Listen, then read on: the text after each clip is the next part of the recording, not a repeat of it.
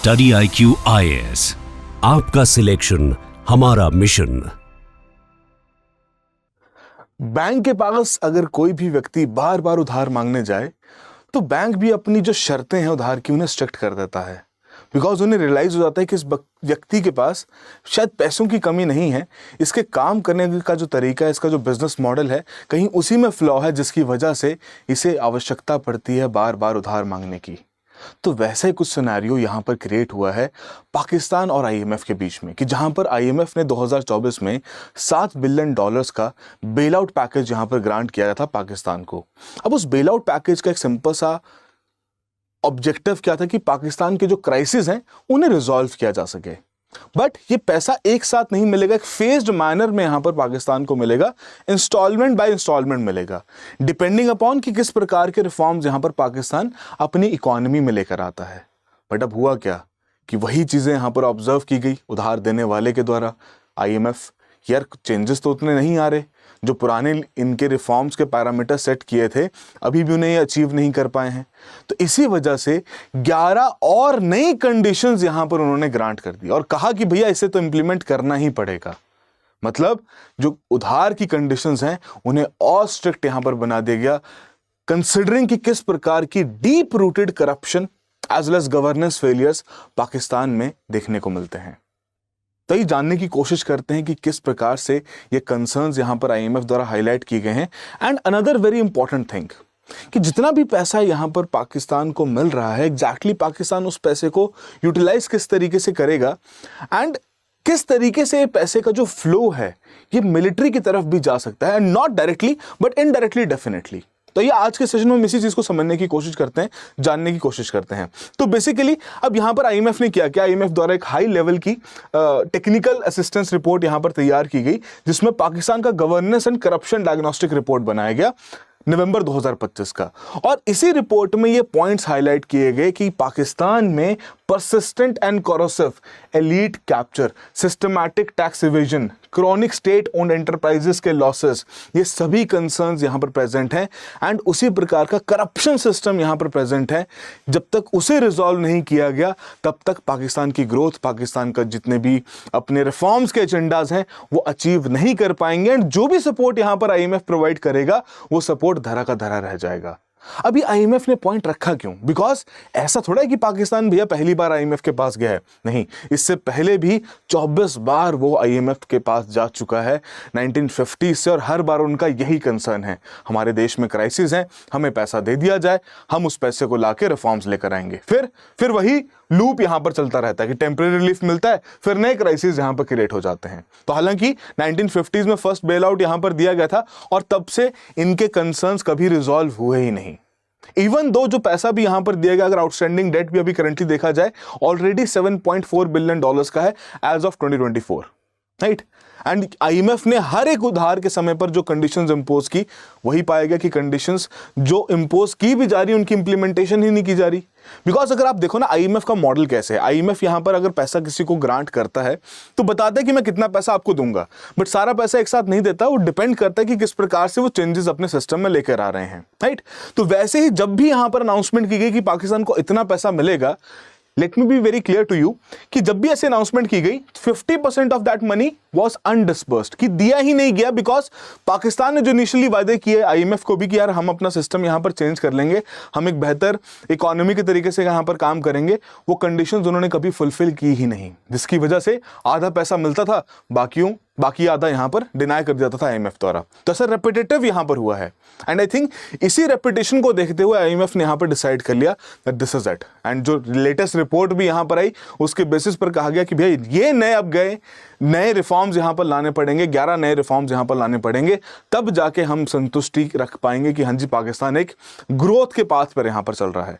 हालांकि 50% तो पाकिस्तान के केस में, अगर सभी IMF यूजर्स का केस में देखना तो 33% अनडिस्बर्स्ड आता है, एंड जो प्रोलॉन्ग्ड यूजर्स है, लंबे समय तक जो यहां पर पैसा उधार लेते हैं, उनके केस में 25% तक अनडिस्बर्स्ड आता है ना, कि भैया IMF सारा पैसा नहीं देता, depending upon the conditions which have been met उस समय पर पैसा देता है।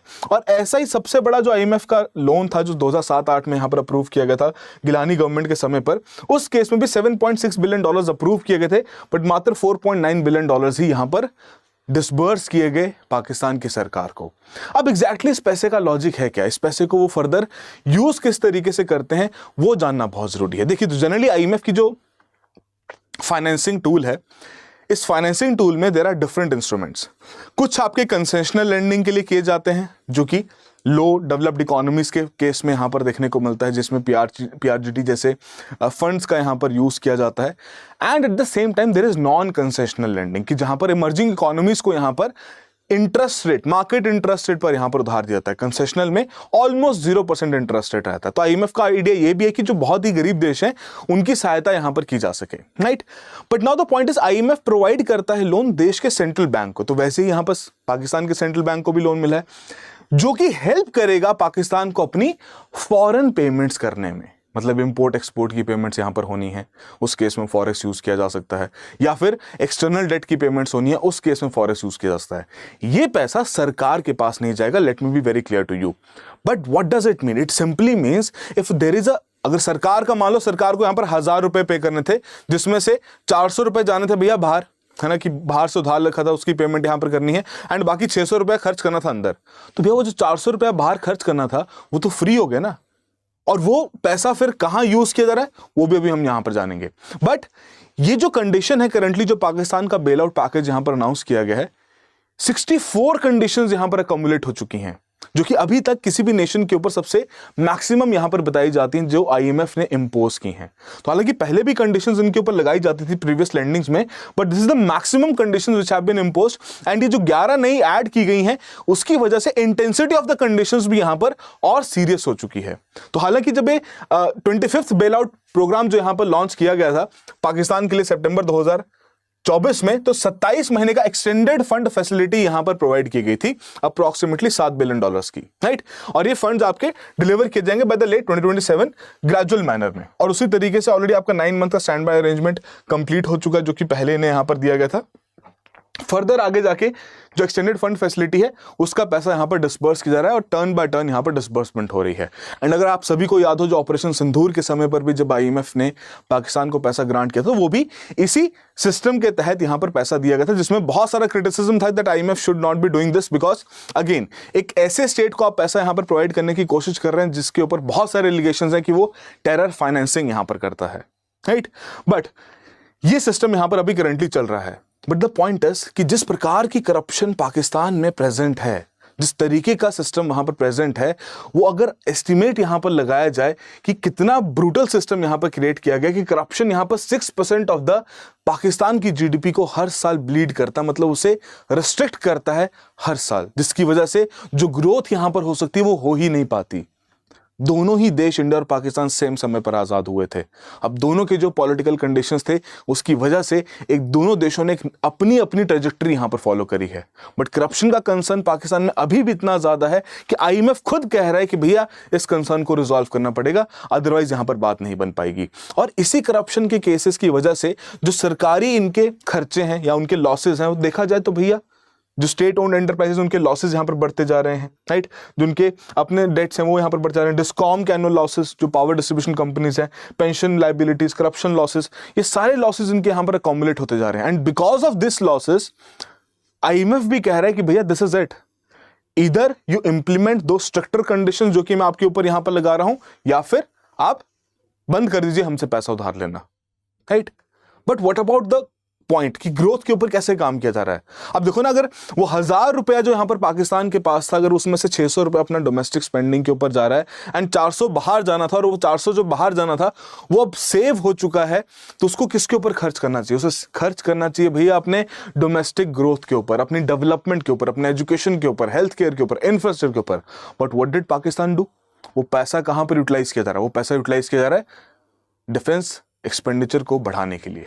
डिफेंस बजट फिर से 20% यहां पर बढ़ा दिया गया। अब हालांकि उनके कंसर्न्स भी जायज हैं, जो कॉन्फ्लिक्ट उन्होंने यहां पर देखा है ऑपरेशन सिंदूर के समय पर, तो उस वजह से थोड़ा सा डर का माहौल भी है। बट द पॉइंट इज कि 20% बढ़ाना क्या जस्टिफाइड है? ऑलरेडी एक ऐसे स्टेट में, एक ऐसे इकोनॉमी में जहां पर मिलिट्री ही सब कुछ कंट्रोल कर रही है।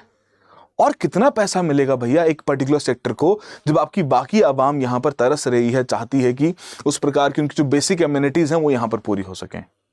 तो उसी वजह से क्रिटिसिज्म यहां पर आता है कि that okay IMF is providing them with the funds but they are not utilising those freed up funds for their own development. उसको फिर उसी चीज में पैसा डाला जा रहा है जहां पर हमेशा क्रिटिसिज्म रहा है कि जिन्होंने ओवर स्पेंडिंग अपने मिलिट्री में करी एंड दैट टू कि उस स्पेंडिंग का भी कोई अच्छा रिजल्ट देखने को नहीं मिला, राइट। बट अगर हम इन पाकिस्तान की जो सरकारी एंटिटीज हैं उनके अलावा भी यहां पर अगर हम ऑब्जर्व करें, हम कह रहे हैं कि भैया मिलिट्री कंट्रोल्ड बहुत ज्यादा है, राइट। तो अगर सरकारी एंटिटीज को एक तरफ रख के प्राइवेट एंटिटीज को भी ऑब्जर्व किया जाए जो कि पाकिस्तान में प्रेजेंट हैं, जो काम कर रही हैं, तो उसमें भी एक पर्टिकुलर फाउंडेशन है जिसका नाम सबसे आगे आता है, विच इज द फौजी फाउंडेशन। अभी फौजी फाउंडेशन है क्या? जब पाकिस्तान आजाद हुआ उसके बाद इन्होंने भी अपना एक ऐसा फाउंडेशन यहां पर क्रिएट किया पाकिस्तानी वेटरन्स के लिए, जो कि ऑलरेडी वहां की आर्मी में सर्व कर चुके हैं। अब उनके लिए एक फाउंडेशन यहां पर बनाया गया।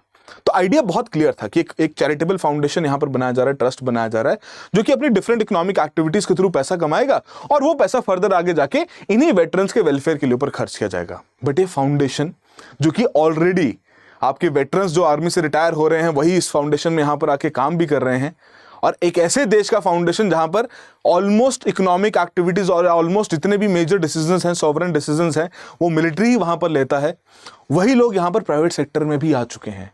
और यही फौजी फाउंडेशन के अप्रोक्सीमेटली 100 से भी ज्यादा कंपनी, छोटी छोटी कंपनीज हैं जो कि पूरे पाकिस्तान में डिफरेंट सेक्टर्स में काम कर रही हैं।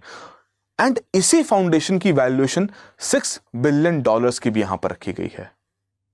और इसी फाउंडेशन के केस में कहा जा रहा है कि एक ऐसा देश जो कितना गरीब है, वहां पर एक ऐसी कंपनी भी जो कितने समय से सर्वाइव कर पा रही है। उस सर्वाइवल का रीजन क्या है? उस सर्वाइवल का रीजन सिर्फ और सिर्फ यही है कि यहां इस फाउंडेशन को चलाने वाले वही हैं जो कि सत्ता से ही आ रहे हैं।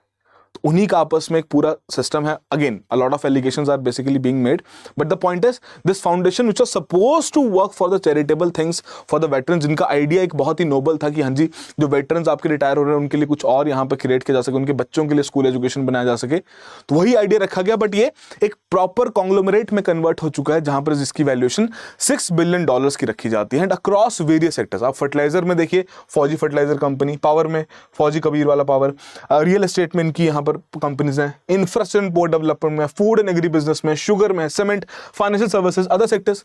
मतलब ये इतना बड़ा फाउंडेशन बन चुका है considering the size of Pakistan economy कि जहां पर ऐसा शायद ही कोई सेक्टर होगा जो स्ट्रेटेजिक है और जहां पर इस फौजी फाउंडेशन की कोई कंपनी काम नहीं कर रही हो।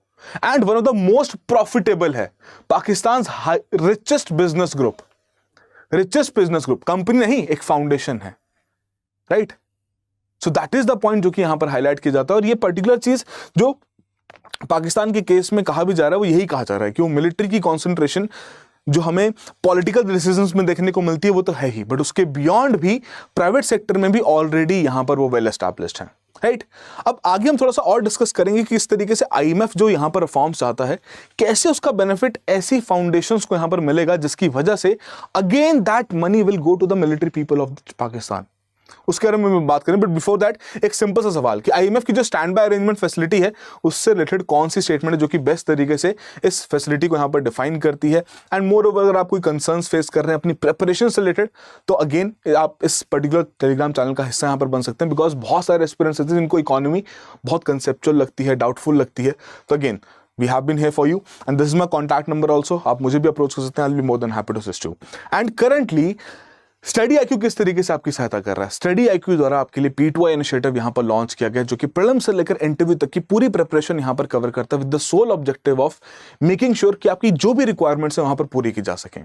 एंड इसी में आपकी लाइव क्लासेस रहेंगी, आंसर राइटिंग सेशंस रहेंगे, apart from that mock sessions हो गया, मेंटरशिप हो गया, नोट्स हो गया, everything that you need. And moreover इसी पर्टिकुलर बैच में we have prelims residential programme जहां पर जो टॉप 10% परफॉर्मर्स रहेंगे इस बैच के, उनके पास एक ऑप्शन रहेगा कि ऑफलाइन मीडियम में आके भी हमारे साथ तैयारी कर सकते हैं प्रीलिम्स से 90 से 100 दिन पहले, जिसमें कंप्लीट कॉस्ट यहां पर स्टडी आईक्यू पे करेगा, आपको कुछ भी एक्स्ट्रा पे करने की जरूरत नहीं है, राइट। सो डेफिनेटली जाकर चेकआउट करें। ARG लाइफ का आप कोड यूज कर सकते हैं। सिंस करंटली आपकी फाइनल माइल सेल यहां पर चल रही है, you can get this courses at a very affordable prices. So now is the time. अगर आप 27 को टारगेट करके चल रहे हैं तो वेट मत कीजिए कि प्रीलिम्स 2026 होगा उसके बाद हम यहां पर तैयारी शुरू करेंगे, बिकॉज उतने टाइम स्पैन में आपके बहुत सारे इंपॉर्टेंट सब्जेक्ट्स हैं जो कि आप कवर कर सकते हैं and that will make your preparation even better. Alright, चलिए फिर मिलते हैं क्लासेस में। All the very best. Now to talk about it कि पाकिस्तान की जो कंडीशन करंटली देखी गई उसके बेसिस पर आईएमएफ क्या चाहता है। आईएमएफ चाहता है जो नई कंडीशंस भी यहां पर लगाई गई हैं, सबसे पहली एसेट डिक्लेरेशंस की जो कंडीशन उन्होंने यहां पर देख ली कि किस प्रकार का करप्शन सिस्टम है, उस बेसिस पर कहा गया कि जितने भी आपके हाई लेवल के फेडरल सिविल सर्वेंट्स हैं, राइट, उनको अपने एसेट्स यहां पर डिक्लेयर करने publicly, no other option given to them, assets declare करने ही पड़ेंगे। And at the same time bank का यहां पर एक्सेस होना चाहिए डिक्लेरेशंस में, ताकि इनकम और वेल्थ का जो भी मिसमैच है उसको यहां पर हाईलाइट किया जा सके। फिर वैसे आपके जो हाई रिस्क डिपार्टमेंट्स हैं, है ना जी, जहां पर आपके करप्शन रिस्क असेसमेंट्स की जाए और उनको फिर यहां पर हाईलाइट किया जाए। Eight the same time national accountability bureau को यहां पर कहा गया कि भैया अपनी जो आपकी सबसे मोस्ट वल्नरेबल एजेंसीज हैं जिनमें करप्शन की सिचुएशन ज्यादा है, उनको यहां पर हाईलाइट करें, उनके ऊपर काम करना शुरू करें। एंटी करप्शन बॉडी जो आपकी प्रोविंशियल लेवल पे काम कर रही है भैया, उनको एम्पावर किया जा सके ताकि फाइनेंशियल इंटेलिजेंस को एक्सेस करें एंड अपनी इन्वेस्टिगेशन यहां पर कंडक्ट करें। रेवेन्यू रिफॉर्म्स यहां पर लाए जा सकें। रेमिटेंस ऑफ पेमेंट रिव्यू के केस में जो क्रॉस बॉर्डर पेमेंट सिस्टम है उसको और बेहतर बनाया जा सके। तो हालांकि ये पर्टिकुलर रिफॉर्म्स गवर्नेंस और एंटी करप्शन मेजर से रिलेटेड है, बट अपार्ट फ्रॉम दैट जो एक बेसिक नेचर है आईएमएफ का, किसी भी इकोनॉमी में जब वो अपनी लेंडिंग प्रोवाइड करता है, अपना फाइनेंस प्रोवाइड करता है, तो उन कंडीशंस में वो चाहता है कि वहां की इकोनॉमी प्राइवेटाइज हो सके, वहां की इकोनॉमी लिबरल हो सके, और जैसा हमने इंडिया में भी 1991 के रिफॉर्म्स के बाद देखा था। अब वही सिमिलर आइडिया यहां पर पाकिस्तान में भी इंप्लीमेंट किया जा रहा है कि जहां पर पाकिस्तान के जो स्टेट ओन्ड एंटरप्राइजेस जिनके लॉसेस इतने हैवी अमाउंट के हैं, डिस्कॉम्स हो गए, उनकी भैया जो खुद की इंटरनेशनल एयरलाइन है उसी की अगर हम बात करें, उसी के हैवी लॉसेस यहां पर देखने को मिलते हैं, राइट। तो वहां पर भी यही कहा जा रहा है कि भैया इनको necessarily you will have to disinvest, you will have to privatize these kind of state owned entities। सिर्फ जो आपकी स्ट्रेटेजिक फर्म्स हैं उनके अलावा बाकी सभी में यहां पर आप अपना प्राइवेटाइजेशन कीजिए, बिकॉज ये आपके बस का नहीं रहा है। और ये जो लॉसेस की मात्रा है जो कि हमने पहले भी यहां पर देखा, सबसे ज्यादा आपके स्टेट ओन्ड एंटरप्राइजेस के ही लॉसेस हैं।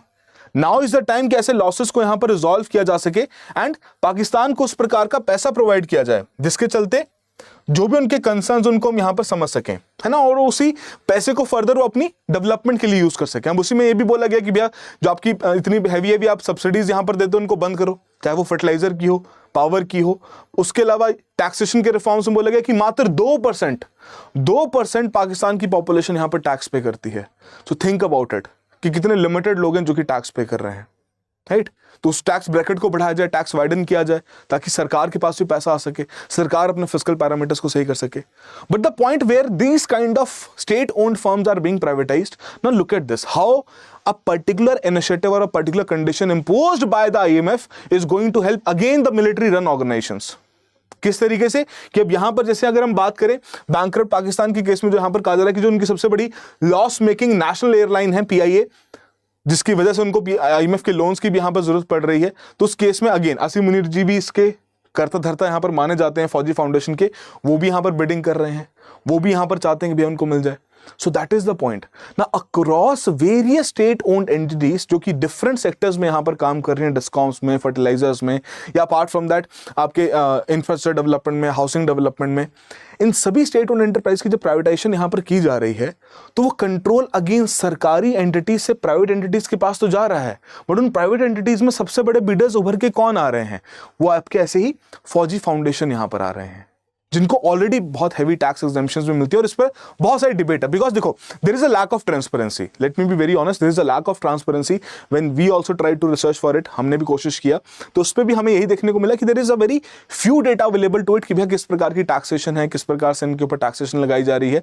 बट द पॉइंट इज अब यही एंटिटीज यहां पर इमर्ज कर रही हैं कि भैया हमें इन पर्टिकुलर स्टेट और एंटिटीज का हैंड ओवर कर दिया जाए, हम इन्हें यहां पर चला लेंगे, राइट। तो वही जो एक आईएमएफ की कंडीशन थी उसका बेनिफिट ऐसी ही मिलिट्री रन ऑर्गेनाइजेशंस को मिल रहा है। तो पैसा जो सर्कुलेट यहां पर होगा, जो जिस तरीके का आइडिया यहां पर रखा गया था कि आईएमएफ के थ्रू और मेजर ग्रोथ यहां पर आएगी, कंपटीशन को यहां पर और प्रमोट किया जाएगा, वो कंपटीशन प्रमोट होता हुआ नहीं देखने को मिल रहा।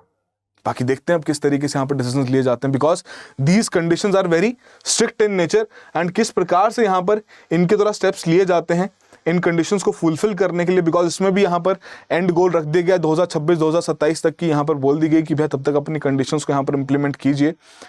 तो it will be very interesting to see कि आईएमएफ आईएमएफ किस तरीके से और कंडीशंस इंटेंसिफाई करता है, या पाकिस्तान किस तरीके से इन कंडीशंस को फॉलो करता है। अगर करेगा तो डेफिनेटली एक अच्छा इकोनॉमिक ग्रोथ वाला देश वहां पर बनेगा, जिसका डेफिनेटली बेनिफिट हमें सिर्फ यही है कि हमारे लिए जो ये बार बार उस प्रकार की हॉस्टिलिटी क्रिएट करते रहते हैं, हम उसे भी यहाँ पर अवॉइड कर पाएंगे।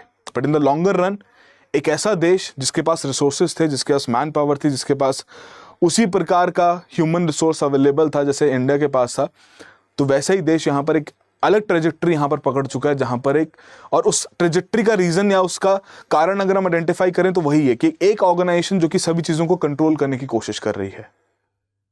तो that is something which is needed to be change, और वही चीज आईएमएफ द्वारा भी मल्टीपल इंस्टेंसेस के थ्रू, मल्टीपल कंडीशंस के थ्रू यहाँ पर कम्युनिकेट भी किया जा रहा है। ऑलराइट, चलिए, तो आई होप आप सभी को ये सेशन से कुछ ना कुछ वैल्यूडेशन यहाँ पर जरूर मिला हो। मिलते हैं किसी और सेशन में। All the very best, have a good preparation. Study IQ IAS, आपका सिलेक्शन हमारा मिशन।